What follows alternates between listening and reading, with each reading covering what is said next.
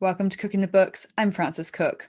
Even in the relatively small time that this podcast has existed, the investing landscape has changed enormously. It's only in the last couple of years that we've seen easy options popping up for people to start investing in shares on their own terms with whatever money they have to hand. Before that, it was common that you needed several $1,000s at a time just to be in the game, at a minimum. Now the industry is opening up, making wealth creation a possibility for a far wider range of people. And I want to be clear before we get into this. I myself am a DIY investor, and I think this is a wonderful thing to create more opportunities for people and level the playing field. But in opening things up, we do also open up more opportunities for things to go wrong. When you dive in by yourself, there's the possibility of making serious mistakes or taking on more risk than you actually realized. So, what do you need to know? And are more changes needed from the industry itself? News Talk ZB presents Cooking the Books with Frances Cook. I'm joined now by George Carter from Nico Asset Management. Now, in terms of the change in the investing scene recently, I think your company is a fascinating example of the wider change we've seen. I mean, until recently, you really only dealt with the big players, the super schemes, the community trusts, the organizations that had quite a bit of money. And then just in the last couple of years, you've opened up with things like a KiwiSaver scheme and options for individual investors to invest smaller amounts through you. So why did you start opening up in this way? Yeah, well, that's right, Francis. Actually, we used to have a minimum investment size of $5 million to invest with Nico Asset Management. So, not surprisingly, many individuals haven't heard of us. It's a bar that most of us can't reach. However, we thought that it seemed a shame to us that the funds and the opportunities that we provide to our large institutional clients shouldn't be available to the average person on the street, to you and me. Why can't we invest our money alongside those big players? So what we did is we took those wholesale funds and we put wrappers around them, a retail wrapper and a KiwiSaver wrapper, which made it that the structure was permissible then for smaller investors. So now with just $250, you can invest into the same funds and the same structures managed exactly the same way as our largest clients. It's really interesting to me. Is there a difference in the way you handle those customers or the things you offer them? Or can you really end up giving people exactly the same options? The actual investments are identical between the structures. The main difference is fees. So that the institutional investors, clearly they get a discount for size and for scale, which isn't reflected in the retail funds. Certainly, I think, it's really indicative of a change that we've seen again just in the last few years, particularly in New Zealand. I think New Zealand was slightly slower to open up these options than a lot of other areas. And I want to be clear, I think it's wonderful that we have more investing options for people and that different types of people can now start investing. But you do sometimes see people just diving in, right, without any research or advice, and they sometimes dive into really high risk options that even I would be nervous about, and I've got quite an appetite for risk. I mean, do you see any of that, and does that worry you? Yeah, I sort of think about it a little bit like this, that there's savings, which is really where you're putting your money away, probably into a bank account or a term deposit or something that's really stable. You've then got investing, where you're taking on some form of risk for putting your capital to work in the hope that those returns will be a little bit higher, and you're considering where you want to invest. But then we've also got trading and speculating, which are pushing the risk bar out even further. And I think that often people don't appreciate the difference between those. So that you'll hear people talk about the stock market as like gambling, which is a little bit unfair. It can be. I mean, you can use it like gambling. You can use it to speculate on all sorts of things, but that's not what we do. We're investing, and we'll often hold companies for years. And the turnover in the portfolios can be really very modest. And what we're doing is we're analyzing which companies we want to hold for a long period of time. And I think that the mistake maybe that some people sometimes make is that they assume that when you're buying or selling in the stock market, you're just gambling on whether something's going to go up and down on from one day to the next. And there's a huge amount of analysis that goes into whether or not you want to put a particular company or stock into your portfolio. So I think there's a difference between investing and speculating, which is an important distinction to make. Yeah, I would say I really, really agree with that point, particularly as I spend possibly too much time on social media, and I do see a lot of people using the sort of umbrella idea of investing, but they are referring to it could be investing or trading or speculating, which to my mind are very, very different things. I love investing. I personally don't go into the other two, but how do you see the difference? I mean, is there an easy way for people to spot the difference between those categories? An example might be if you take one particular share, for example, and does it just pick a company that's say listed on the NZX 50. If you buy shares in that company when you know nothing about it, you know nothing about its earnings or its growth potential or its cost base or things that are going on within its corporate sphere, then when you're buying it, you're taking a punt because you've got no idea whether or not you're paying a fair value or a right value for that company. You may have watched the markets recently. You might think that there's a bit of momentum behind it, and therefore you're just jumping on a bandwagon and thinking it's going up. But at that point, you're trading and speculating. You've not done the fundamental research and the analysis into why you want to buy that company. Of course, a lot of people do that sort of research themselves, and they can make some very good investment decisions. They are investing; they're not speculating. Mm. And I think New Zealand providers do try really hard to be responsible, and I want to give credit where it's due. I look at some of the overseas examples. I mean, Robinhood in the US is a really easy target, but they're an easy target for a reason. I look at some of the things that they offer their customers, and it gives me the absolute heebie-jeebies. Things like offering options trading, which is very risky and very technical. And it's just open to anyone, and a lot of brand new investors give it a whirl, not knowing how technical and how risky it can be. I mean, it's difficult though to balance that with things like robo advice, though, isn't it? In New Zealand, you have to jump through quite a few hoops to be able to give people easy access to advice that can help them see these options. Yeah, financial advice is superb, and we should be encouraging an improving environment for better financial advice in New Zealand, and to see that bar continue to lift, and also to make it more and more accessible to people, particularly as KiwiSaver balances grow and those numbers become bigger. There'll be more people needing advice. Robo advice is interesting in New Zealand because, technically speaking, it's actually illegal, or it's not permitted under the current legislative framework. But there is an exemption under the legislation that the FMA can grant or provide to someone like Nico, for example, so that we can provide digital advice, so that you can do the activity legitimately. That's all changing actually this year. There will actually be a license provision for robo advice providers, and so the current exemption should transition across quite smoothly into a robo license. And that's excellent to hear, because I mean, my personal view is more advice that is open to people is a wonderful thing. I mean, for the most part, right, robo advice can fill that gap for a lot of people. What sort of things do you have to include?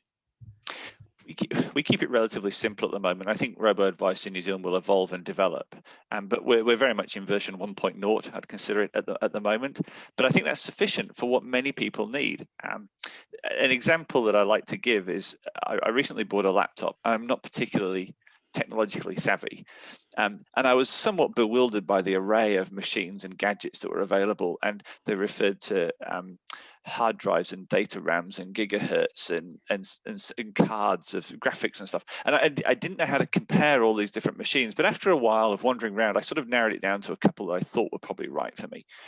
And I took screenshots of them, and I texted it to my brother-in-law, who is very much on top of the IT world. And I said, which do you think I should buy, or neither of these? And he said, well, of the two, you probably don't need the slightly more highly powered one that's above what you're going to be using it for. So I'd save the money and I'd just get the slightly cheaper one. But yes, you've kind of got the right sort of machine for what you're looking at.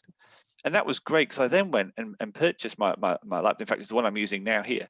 And I purchased that with confidence that it was going to do exactly what I needed it to do. And I think for financial purchases, which is what we're doing when we're investing in funds or stocks or shares, we probably know what we're comfortable with and what we want to buy. But that little bit of confidence that you can be given to say, yes, I'm in the right place, is probably all that many people need just to get them on that savings investment plan. So for example, in our robo tool, what we'll do is we'd say, set up a goal. You might say, I'm saving for a car or a holiday or education. So I've got 3, 4, 5 years. So you set your time frame, you set how much you're wanting to achieve, and then it'll guide you through which type of fund is suitable for that.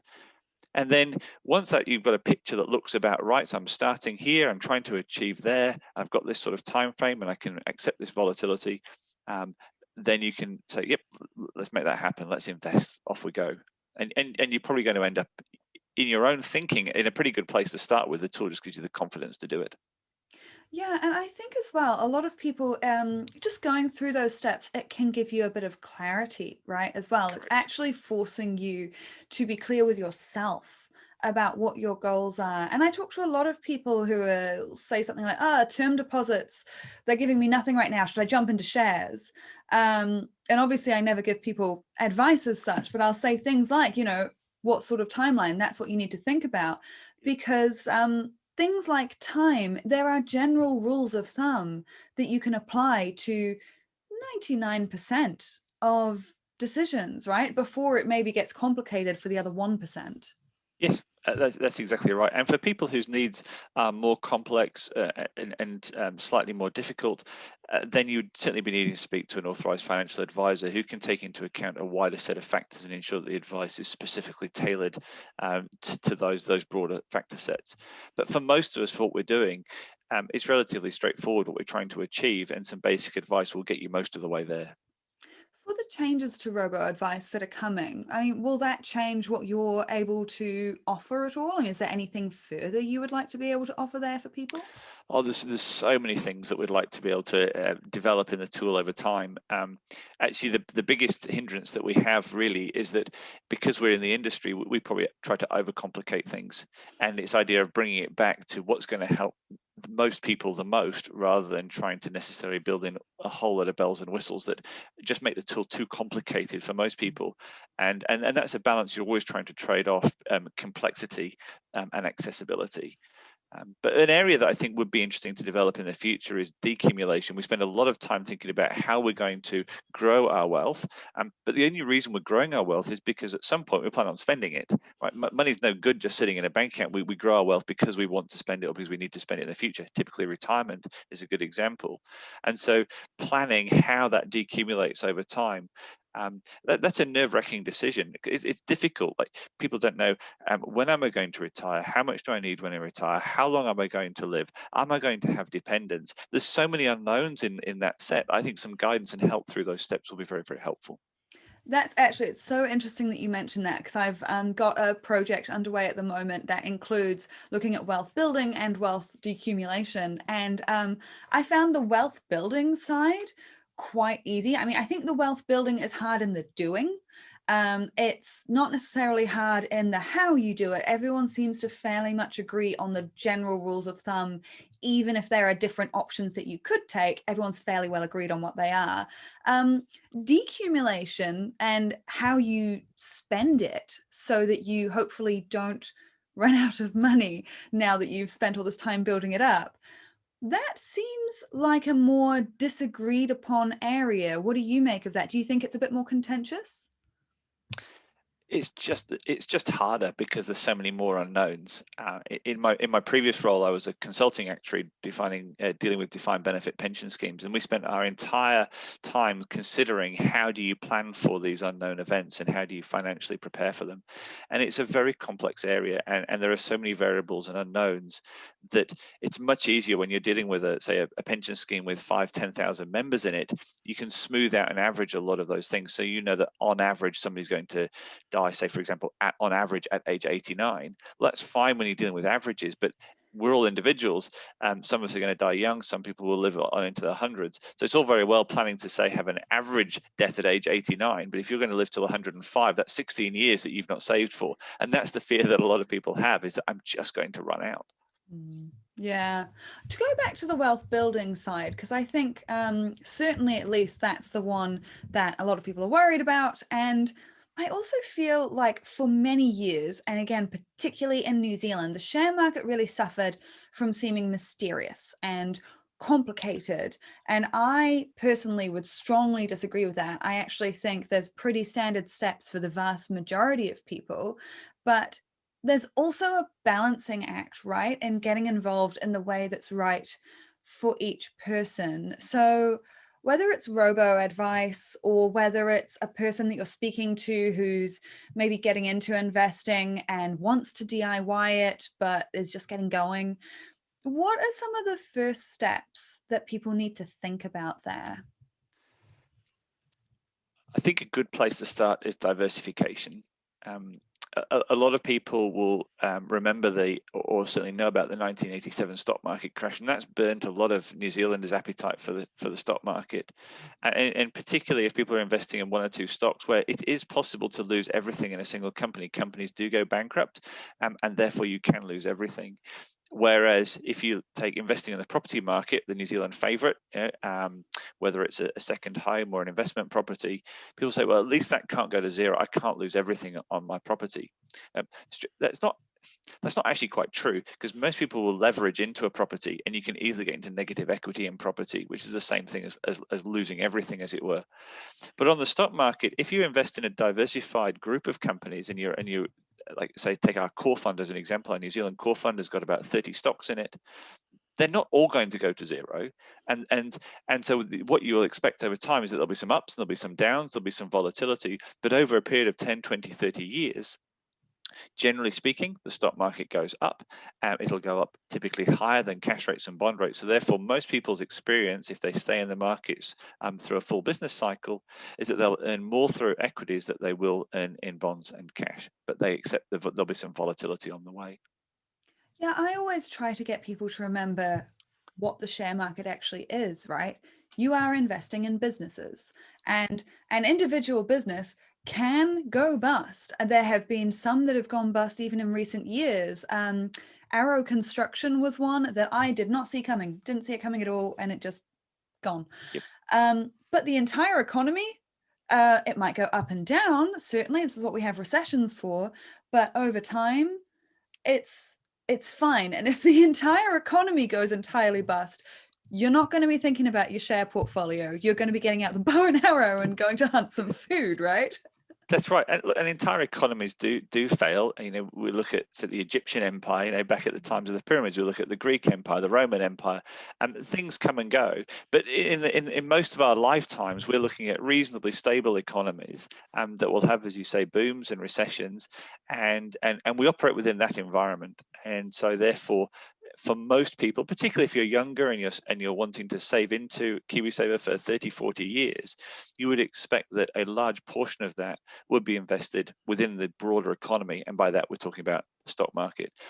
And I should add, therefore, both New Zealand and globally, part of diversification is geographic as well as across different companies and sector. Yeah, exactly. I mean, your job is in New Zealand. If you have a house, your house is in New Zealand. I always think shares are a good one in that actually, for once, it's really easy to say, I'm not just in the New Zealand economy. You can jump into Australia, the US, wherever, right? And that is important, right? Absolutely. And if we think about our liabilities, and we often don't think about in terms of liabilities within our lives, but we do have liabilities because we're wanting to buy, say, petrol, and oil prices around the world are priced in US dollars.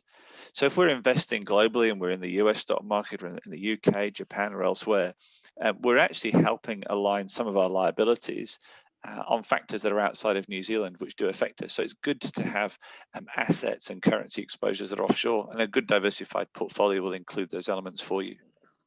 And I do know I don't want to be the party pooper. I feel like I often am in the investing space, because I'm like, ooh, funds are great and make sure you're diversified and dollar cost average and all that stuff.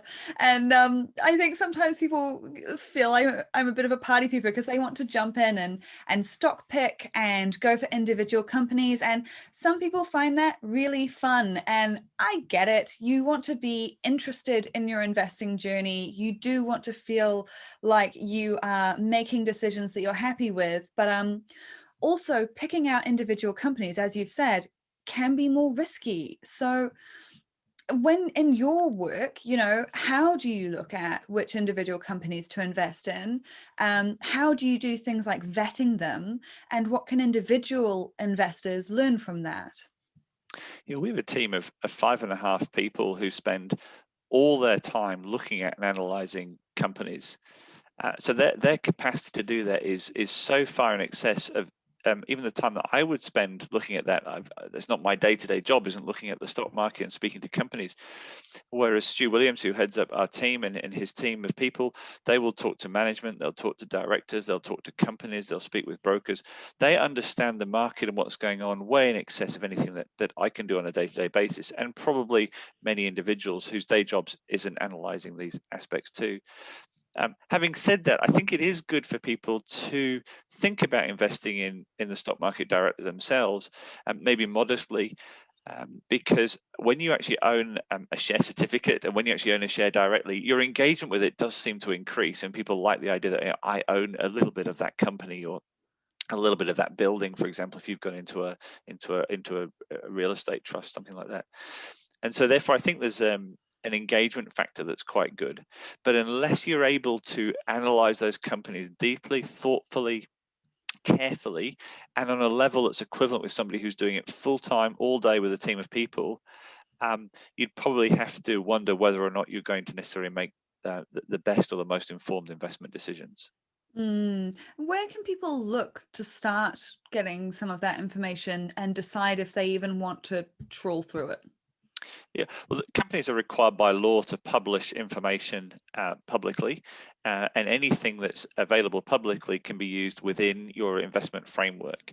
And there's nothing that goes on within our business and the conversations that are had that's not publicly available. It's just a case of collating that information. And so going to companies, looking at their statements, looking at their financial performance is all part and parcel of due diligence. And I do think looking at that stuff, it can be really interesting. And some people nerd out, absolutely love it. There is, of course, a difference between that, right, and some of what you see with some of the social media hype. I always, as soon as I see something hyped on social media, it actually puts me off. That's just me, that's just my instinct. But as you said, right, you've got a team of people who spend all day vetting this stuff. They are trained in it. They are talking to people. They are looking at company records. And I'm someone who obviously also keeps an eye on these things. And I even think by the time I've heard about hype, it's often too late because the prices match hype so quickly that by the time you've heard about hype, it's too late to get in on it, right? You have to be literally looking at those documents yourself, trawling through them, and the timeliness of it is a big factor, right? That can often be the case. Slightly unusually this year, but maybe informative on this point, is the MJW survey that's available publicly on their website. In the calendar year 2020, every single fund manager in their universe of Australasian companies outperformed the index. I think there were 17 companies or 18 companies in their survey. For every single one did better than the stock market as an average. Now that's not normally the case. Normally in any given year there'll be some underperformance or outperformance, and we've certainly had years where we'll underperform the index. But over time you'd expect to outperform the index. And the fact that in 2020 every single fund manager outperformed the index, I thought was quite a telling statistic. It's 2020 was a weird one. There was so many things happened that we weren't expecting. So that's really interesting. I must say, I mean, I know you have kids who are also coming up to the age where they start thinking about their investing decisions. When you talk to them about this stuff, is there anything that you start them out on? Is there one piece of advice that you give them that, you would like to give to other people as well? Yeah, well, interestingly, I had almost that conversation with my 18-year-old son who's gone off to university this year, and he spent a few months working and he'd saved up, I don't know, $2,000 or $3,000, and he said, "Dad, I want to invest this. What should I do?" And I said to him, "Why don't you just look on different platforms to see which funds are available?" He's actually in the UK. So I said to him, "Go and have a look at the different funds that are available, the different companies and what they're doing, and find ones that you like the look at. Do you like what they're investing in? Do you like their philosophy? Do you like how they're thinking about the different stocks or the universe in which they're investing? And does that resonate with you? And if it does, and you're happy with the product and you're happy with the fee, why don't you put away a fortnightly payment, say £50 a fortnight or £50 a month or something like that. Now that has two advantages. You mentioned dollar cost averaging earlier. So firstly, that means that he's not throwing all his money into something potentially at a bit of a peak, and he'll actually sort of smooth in over time. Secondly, it'll start a really good savings habit that hopefully once he's invested his current savings, he'll have earned enough to be able to continue that savings plan, which is really important for building out your wealth over time.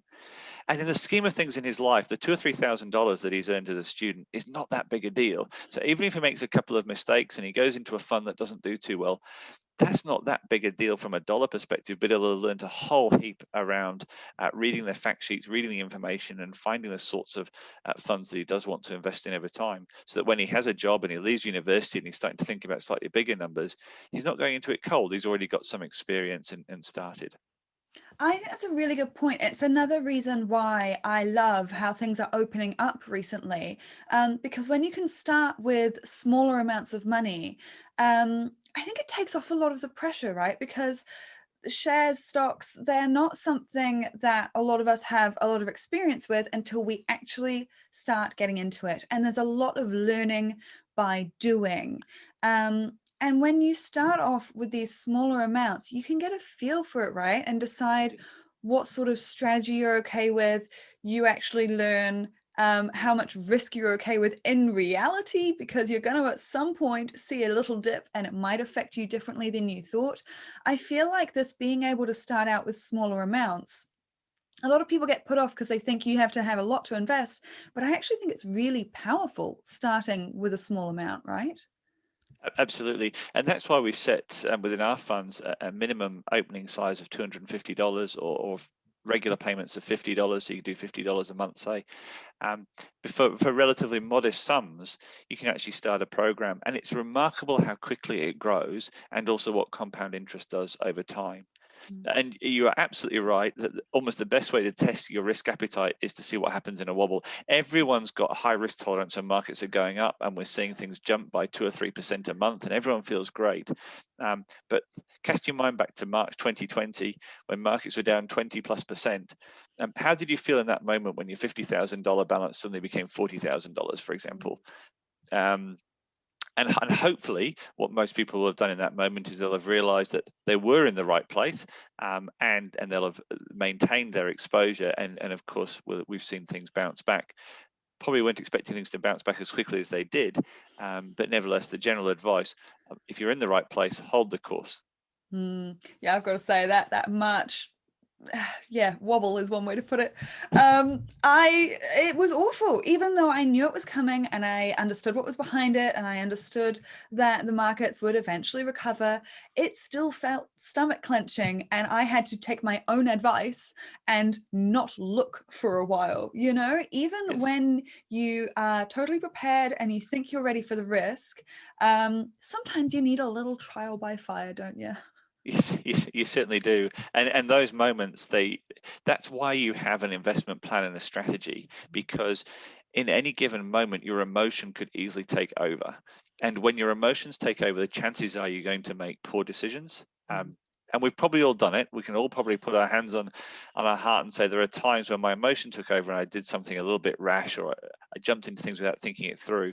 Which is why when times are more stable and you can set up your finances appropriately, and and monitor the risks, which is why in our digital tool we give a sort of an up and a downside, a sort of a 5th and a 95th percentile approach. You can see something of the range of outcomes, and then you can prepare for it. So when it happens, you say, "Yep, I knew this could happen.